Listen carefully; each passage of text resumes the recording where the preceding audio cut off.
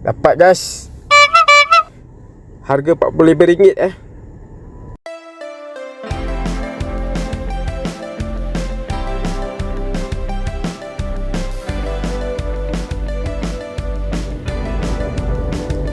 Aku nak pick up. Aku dah sampai kat tempat pick up.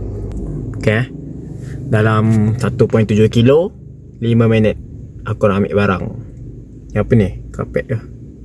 Kali ni nak kena hantar apa ni? Karpet kot ke kain dah.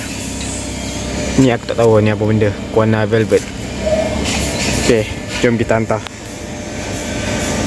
Let's go. Ni jarak daripada pick up ke tempat deliver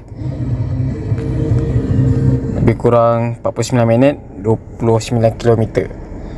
Nanti aku akan kira berbala ke tak kalau compare dengan duit minyak semua. Let's go. Dah sampai Alright, dah sampai ke tempat untuk delivery. Jom kita hantar. Kita confirm delivery.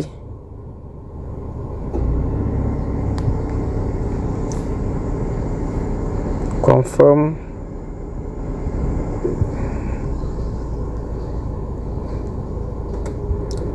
Alright. Ni kita dapat RM35.28. Kita tengok. Tadi customer tu bagi aku RM45. Fee RM24 secharge. Ni aku rasa RM1 ni sebab nak laju ni. Dekat meter kita tengok berapa kilometer per liter. Ni 12.4 km per liter. Okay, ni calculation dia untuk trip kali ni. Ni pada point A ke point B.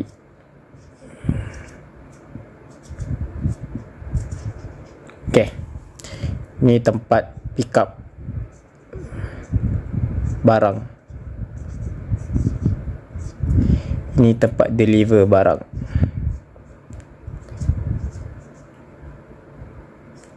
Okay,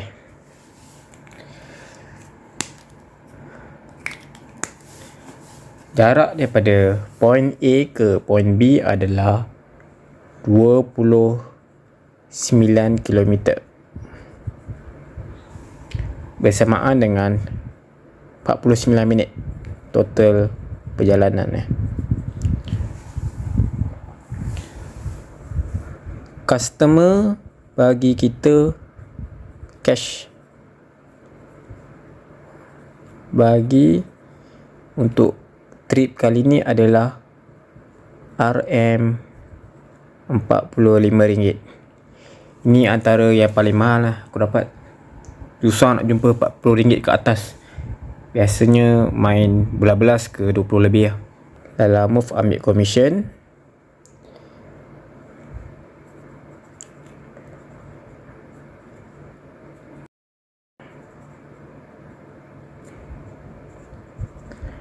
RM9. SST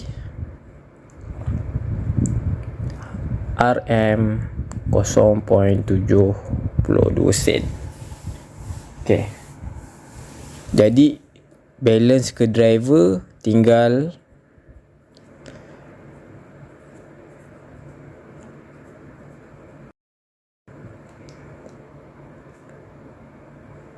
RM35.28. Okay, kalau ikut kereta aku, meter dekat kereta aku tulis 12.4 km per liter. Jarak kita tadi berapa? 29 km. 29 km aku bagi dengan 12.4 km, kita akan dapat 2.34 liter. 2.34 liter. Okay, 1 liter